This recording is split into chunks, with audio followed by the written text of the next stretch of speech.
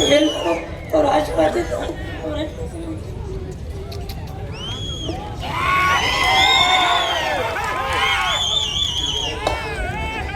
ಎಲ್ಲರಿಗೂ ಆಶೀರ್ವಾದ ಮಾಡಿ ನಮಸ್ಕರಿಸ್ತೇನೆ.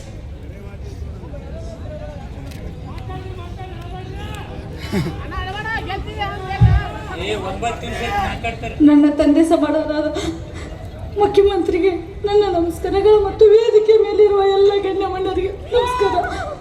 ನನ್ನ ತಂದೆ ಕೊಡ ಮಾತನ್ನು ನಿಮಗೆ ಹೇಳಕ್ಕೆ ನಾನು ಇಷ್ಟಪಡ್ತೀನಿ.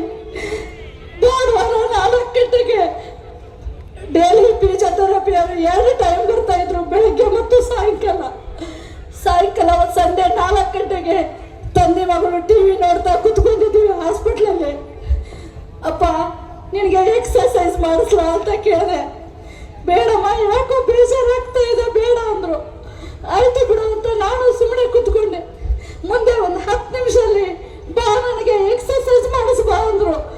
ಬೇಡ ಅಂದೆ, ಮತ್ತೆ ಯಾಕೆ ಮಾಡ್ತಾ ಇದೀಯ ಅಂತ ಎಕ್ಸರ್ಸೈಸ್ ಮಾಡ್ತಾನ. ಅವ್ರಿಗೆ ಯಾಕಪ್ಪ ಬೇಡ ಅಂದು ಇವಾಗ ಮಾಡುವಂತ ಇದೆಯಾ ಅಂದೆ.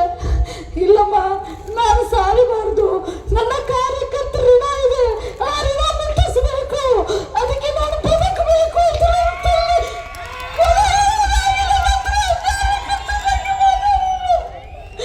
ತಮ್ಮೆಲ್ಲರ ಹುಡುಗ ನನ್ನ ತಮ್ಮನನ್ನ ಹಾಕಿದ್ದಾರೆ.